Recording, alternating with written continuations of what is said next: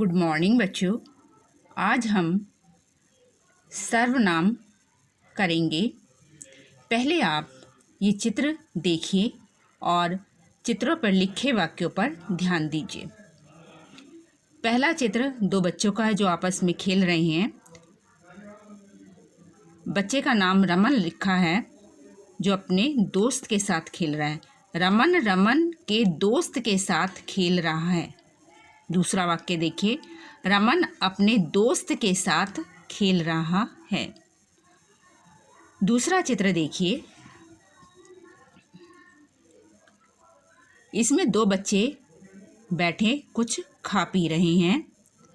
बच्चे का नाम अमित रखा है। अमित ने अमित के दोस्त को अमित के घर खाने पर बुलाया। दूसरा वाक्य देखिए, अमित ने अपने दोस्त को अपने घर खाने पर बुलाया। ऊपर दिए गए चित्रों के साथ लिखे पहले वाक्य पढ़ने में अटपटे लग रहे हैं क्योंकि इनमें संज्ञा शब्दों का बार बार प्रयोग हो रहा है। संज्ञा शब्द रमन, इसमें रमन का बार बार प्रयोग किया है और दूसरे में जो है अमित शब्द का बार बार प्रयोग हुआ है। ऊपर दिए गए चित्रों के साथ लिखे पहले वाक्य पढ़ने में अटपटे लग रहे हैं क्योंकि इनमें संज्ञा शब्दों का बार बार प्रयोग हो रहा है, जबकि दूसरे वाक्य पढ़ने सुनने में प्रभावशाली लग रहे हैं क्योंकि इन वाक्यों में संज्ञा के स्थान पर अपने यानी सर्वनाम शब्द का प्रयोग किया गया है।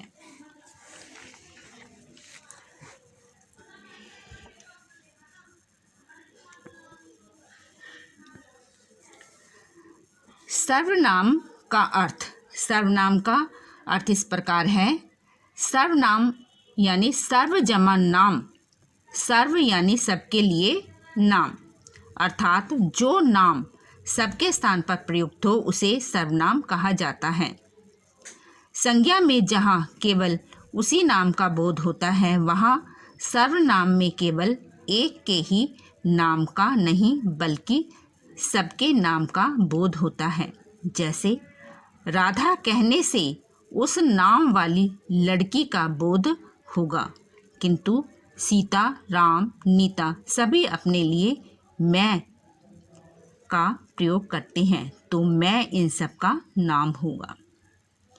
सर्वनाम सभी संज्ञा शब्दों के स्थान पर प्रयुक्त होने वाले वे शब्द हैं जो भाषा को संक्षिप्त और रचना की दृष्टि से सुंदर बनाने में सहायक होते हैं।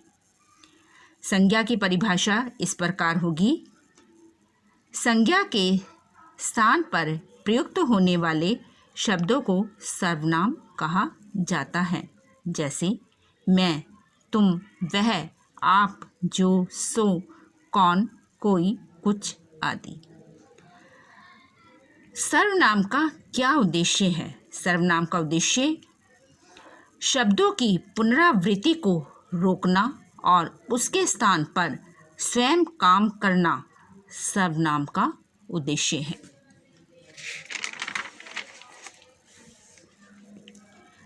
सर्वनाम के भेद।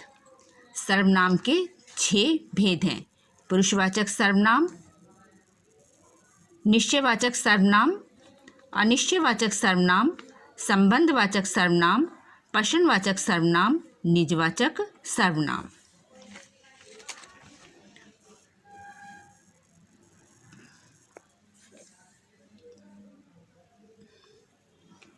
पुरुषवाचक सर्वनाम जो सर्वनाम वक्ता बोलने वाले के लिए, श्रोता सुनने वाले के लिए या किसी अन्य व्यक्ति के लिए प्रयुक्त किए जाते हैं उन्हें पुरुषवाचक सर्वनाम कहते हैं। जैसे मैं, हम, तुम, आप, वह, वे आदि। निजवाचक सर्वनाम किसी निश्चित वस्तु या प्राणी का बोध करवाने वाले शब्दों को निश्चयवाचक सर्वनाम कहा जाता है, जैसे वह मेरा भाई है, यह मेरा घर है। इसमें दोनों ही निश्चित हैं कि वह मेरा भाई है और यह घर मेरा है। अनिश्चयवाचक सर्वनाम, जिन सर्वनाम शब्दों का प्रयोग किसी निश्चित वस्तु या प्राणी के लिए नहीं किया जाता, अनिश्चयवाचक सर्वनाम कहते हैं। जैसे पहले कुछ खा लो, बाद में कुछ करना। खाने के लिए कहा जा रहा कुछ, लेकिन क्या अनिश्चय की स्थिति है। बाद में कुछ करना, करने के लिए कहा जा रहा लेकिन कुछ, यहाँ भी अनिश्चय की स्थिति है। संबंधवाचक सर्वनाम, जिन सर्वनाम शब्दों से दो बातों का संबंध प्रकट होता है वे संबंधवाचक सर्वनाम कहलाते हैं। संबंधवाचक सर्वनाम प्रधान उपवाक्य से आश्रित उपवाक्य का संबंध जोड़ने का काम करते हैं। जैसे जिसे देखो वही परेशान नजर आ रहा है, जिसे देखो वही परेशान नजर आता है। इसमें पहला वाक्य दूसरे वाक्य से संबंध जोड़ने का काम कर रहा है।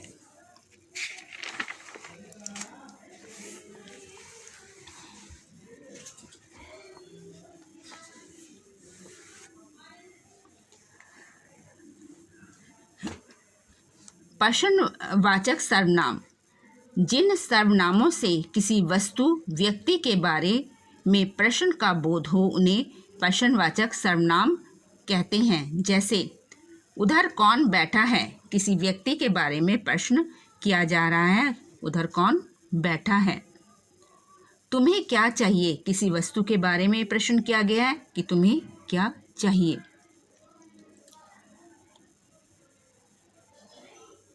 निजवाचक सर्वनाम, जिन सर्वनामों का प्रयोग वक्ता या लेखक स्वयं अपने लिए करता है वे निजवाचक सर्वनाम कहलाते हैं। जैसे मैं खुद आ जाऊंगा, खुद निज के लिए प्रयोग किया, अपने लिए प्रयोग किया। वह अपने आप चला जाएगा, अपने आप यानी वह स्वयं चला जाएगा। बच्चों, आज हमने सीखा जो शब्द संज्ञा के स्थान पर प्रयुक्त किए जाते हैं उन्हें सर्वनाम कहते हैं। सर्वनाम के 6 भेद होते हैं: पुरुषवाचक सर्वनाम, निश्चयवाचक सर्वनाम, अनिश्चयवाचक सर्वनाम, संबंधवाचक सर्वनाम, प्रश्नवाचक सर्वनाम और निजवाचक सर्वनाम। सर्वनाम शब्दों के प्रयोग से वाक्यों में सुंदरता, प्रभाव तथा स्वाभाविकता आ जाती है। बच्चों, अब आपसे अगली क्लास में मुलाकात होगी।